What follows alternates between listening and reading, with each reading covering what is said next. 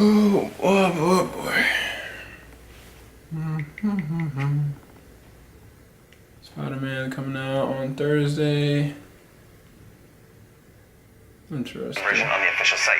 The Amazing Spider-Man 2 is still set. Wait, what? Delayed. Amazing Spider-Man 2 releases on Xbox. What? Okay, wait. Retailers list July 1st as a release date for the physical copy of Xbox One version of The Amazing Spider-Man 2. In a weird turn of events, The Amazing Spider-Man 2 released on time digitally for the Xbox One. While Amazing Spider-Man 2 Xbox One was reportedly delayed, even the thought that could be canceled at one point, Beanox developer released on time with other versions today on Xbox Live. In addition to the Major Nelson announced that the action game was available for Xbox One and Xbox 360 on his blog. However, the physical copies of Amazing Spider-Man 2 Xbox One still have been delayed. What? Hold on one second. I'm about to go check this out. Hey, what's going on out there, YouTube? As I was talking before, I just wanted to show y'all the proof and evidence of what's going on the Xbox Live Marketplace. So right now I have an Xbox One unit borrowed from a friend, but it seems like for whatever reason, Amazing Spider-Man. Now y'all watch this. Stop listening. Xbox, stop listening. As you can see, case in point, 9.89 gigs, ready to buy, which is insane. But I had to show y'all this. I'm gonna add this in later. But like I said, one of my friends, he's on Twitch and he was streaming some of the footage from the brand new Amazing Spider-Man. And so I was talking to him about it, and I was like, dude, how do you like this? And I'll let you take a look for yourself. Hold on. Before using her Bank of America Cash Rewards credit card to help pay for her kids' ice time, Katie earned 1% cash back everywhere, every time, 2% at the garage. And we'll do this. But the fact that, I guess I'll wait to talk about it, but you just have to see for yourself. So here's the footage, and this is the Xbox One version, okay? Keep that in mind.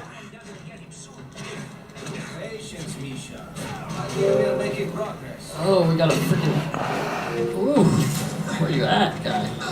So if you look at it, See, this it appears like is great. Like, it's when they make me do missions pretty inside, cool it's retarded. as far as the physics is concerned. Look at this. But if you look at the frame rates, if you're looking at how the visuals look, If I hit 1,000... now granted this is all of Twitch footage, but looking at it, it appears to me This fighting type is all very, like Spider-Man's the only one that's been modeled this is all the very best. Batman fighting type.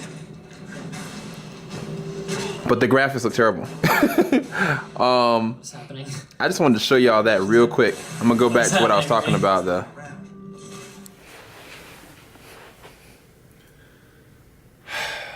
The proof is in the pudding. The pudding pops.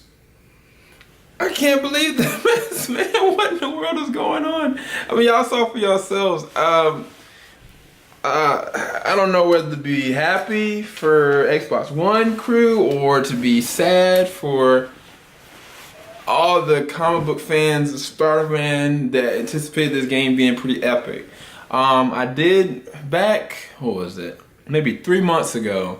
I know that they did an interview about like the Spider-Man 2 game, the Amazing Spider-Man 2 game, and I think it was Greg Miller.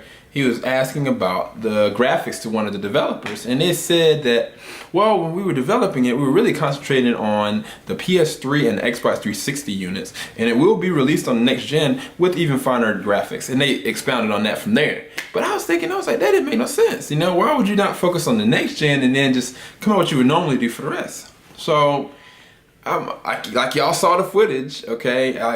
It is available on Xbox One Marketplace right now digitally, which is fine, for $59.99. But then I looked at my friend's Twitch, and I'm gonna start following him from now on because He is hilarious because he was playing it. He's still playing it. His Twitch account, if you want to go check him out, it's called the Sound Guy Ricky.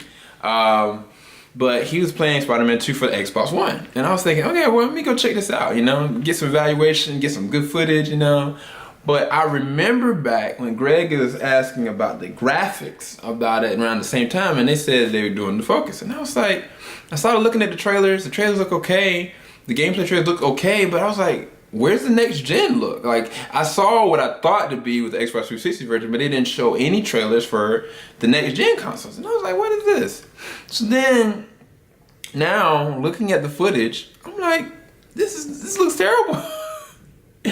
I mean, I can't do a review officially for it. I'll go into the pros and the cons first. I'll go into the pros first. So from what I'm understanding, when I talked to the sound guy Ricky, he was telling me that at first it was kind of boring and it was a lot of dialogue. You get to be Peter. Now, if you all remember like the Spider-Man 2, you get to be Peter Parker and deliver pizzas and do crazy stuff. But this Peter, you get to go and kind of investigate. You don't necessarily use his powers, which I thought was like, why would you do that? You know, why not just give him the ability to go to a point and then change powers, change costume? But then he had told me that the story is very interesting because he has such characters such as Shocker that he interacted with, Cletus Cassie he interacted with, and he's getting like propelled into it. And then he also really liked the web slinging because I guess the 360 and the PS3 version, you can just shoot webs into the air and it's fine. But with the Xbox One version, I guess the PS4 version, you have to make sure you attach it to the buildings or you're kind of going to go free fall. So he really appreciated that. He says kind of cumbersome at times. He's going through the missions, but what he's saying to me is that this game looks crappy. And on top of that, everybody that's on Twitch that's looking at this game, they're like, what in the world is this?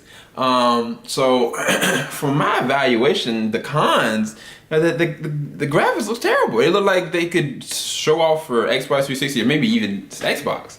And y'all see the footage yourself when like going back and looking at that. It's just, I don't know. They put a lot of emphasis on the character model Spider-Man. I thought the new costume, Miles Morales costume that they had showed or featured in my friend's video, I thought it was really cool looking. I thought it was looking really beautiful. When he jumps off this wall and stuff like that, it's cool. But then, if you remember the Spider-Man 2, there was a lot of dialogue the whole entire time. And I think that Tobey Maguire actually did the voice acting. When I look at the character model for Peter Parker in this one, it does not look like Andrew Garfield.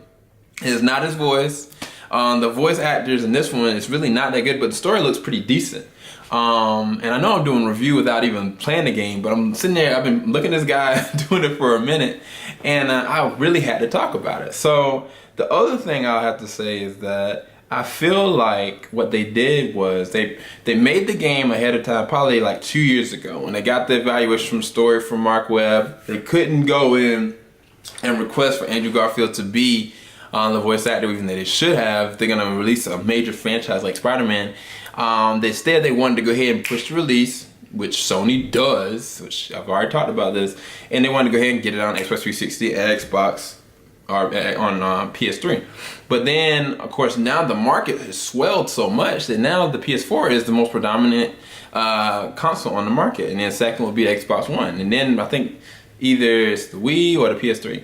At any rate, I think what they did was they designed it just exactly what they said. They designed it straight for those, and then they up-converted, I guess, to the resolution to try to meet the standard, to try to go and consider them next gen. Like, I know a lot of games now, they're saying that a lot of developers having a hard issue with the architecture of the processors and the making of both of these next gen consoles is hard to make it, especially on the Xbox One. Whereas the PS4, you can go ahead and make it straight 1080, but with the Xbox 360, or not Xbox 360, but the Xbox One, they have to lower convert it because it just doesn't meet the standard like it's supposed to. So it's probably really easy for them to go ahead and just kind of make something up for the PS4, but then probably the delay came in with the fact that they could not meet the demand of how the graphics are supposed to look on that level. So what they probably did, they probably tweaked it a little bit, they probably patched it up, they tried to get it to a point where they could, and then just went on and put it on the Xbox Live Marketplace like nobody would think about it. And then now they're gonna have the physical copy out later, which doesn't make any sense. So the one that I guess were distributing, it didn't meet the standard, and that's probably why they pulled it. Or it could have been Microsoft's way of just kind of deterring it, because like what the guy has said to me. He was like, to be honest with you, man, anybody that looks at this and looks at my Twitch channel, they are literally gonna not want the game. They're gonna probably try to rent it, and you can't rent an Xbox One or PS4 game on Redbox, from what I'm understanding. Of course, Blockbuster doesn't exist anymore. But from what I'm understanding, like you said, that if you look at Twitch and you look at the gameplay footage for yourself, you're gonna be like, man, I'm not gonna pay $60 for that. It's just sad, because now, I mean, they could have at least released it on the physical copy. Now people are gonna look at Twitch and they're gonna not even buy it. They're not gonna even buy it at this point, which is sad. I think that, like I said, I'm borrowing my friend's Xbox One. I debated buying it. I just can't buy it right now. I'm still saving money for stuff. But it's just a lot, man. I really feel like that theory that I had about Sony, I think they were cutthroat, man. And then at the same time, they pressed too hard the release. They wanted to release the game at the same time the movie was, and that never works out the right way, you know? I mean, they should have went with like the Rocksteady route and just kind of made the best game they could possible. To be honest with you, instead of Beanox or even Activision, I think that Rocksteady would be a better suit for Spider-Man anyway. That's just my opinion. But yeah, I had to let y'all know about that, and I know that's a lot of footage that y'all saw. I'm sorry if it doesn't meet your standards for y'all. I think that from what I'm understanding though, the story does look really intriguing, and the gameplay does look pretty cool. It looks really emulated from the Arkham series anyway.